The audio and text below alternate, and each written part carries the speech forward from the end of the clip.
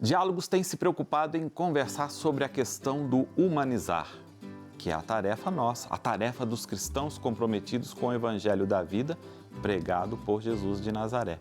E ao falarmos de humanizar, lembramos a frequente competitividade que impera em nossa sociedade frente à constante cobrança por resultados, por produção.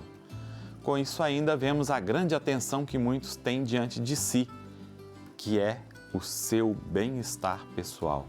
Diante disso, vivemos diariamente como ao redor ou dentro de uma panela de pressão social. O outro é muitas vezes visto como o inimigo e inimigo deve ser eliminado. Francisco não se cansa de dizer que o mundo está dilacerado pelas guerras e violências, ou ferido por um generalizado individualismo que divide os seres humanos e põe-nos uns contra os outros visando o nosso bem-estar. Você encontra isso na Evangelii Gaudium 99. Sem dúvida alguma que essa proposta de Francisco tem como pressuposto lembrar a conclusão do Concílio Vaticano II. A Igreja, diante das expectativas do homem e da mulher contemporâneo, com que partilha a mesma sorte histórica. A Igreja como sinal, como fermento na massa. Importante a gente lembrar aqui um texto fundamental que jamais poderá ser esquecido. Vamos ver.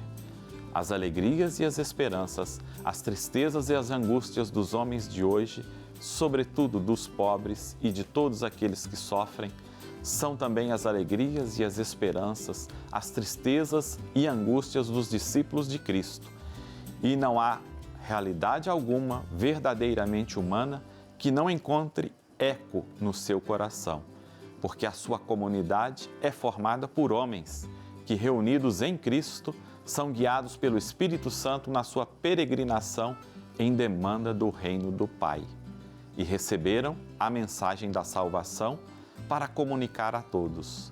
Por este motivo, a Igreja sente-se real e intimamente ligada ao gênero humano e à sua história. Você encontra isso na Gaudium et Spes, número 1. A Igreja tem como missão principal ser um com as pessoas. E a Gaudium et Spes procura o diálogo da Igreja com o mundo contemporâneo. Este é seu propósito maior. E esse documento traça o rosto de uma Igreja verdadeiramente solidária com o gênero humano e com a sua história. E a novidade está na sua linguagem bastante universal, não homilética, teológica. Além de ser um documento social vindo não de uma encíclica papal, mas de um concílio ecumênico, nos dá uma forte abertura eclesial. E a abertura eclesial é o constante apelo que Francisco tem feito a todos nós, principalmente agora que estamos vivendo o caminho sinodal, de uma igreja que se dialoga para saber qual caminho seguir. Duas constatações. Primeira, a igreja reencontra seu caminho de ação ao reencontrar-se com a humanidade atual. Afinal, a comunidade eclesial é constituída por seres humanos e suas preocupações são também as preocupações da igreja. Segundo, a igreja se vê como discípula de Cristo e, tal como ele, enviada em primeiro lugar aos últimos do mundo, os pobres e todos os que sofrem.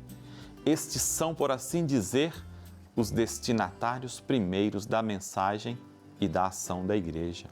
A igreja que dirige o seu olhar para a civilização atual, para as necessidades e aspirações dos homens e mulheres de hoje, para as transformações e orientações novas que caracterizam a sociedade moderna e atual.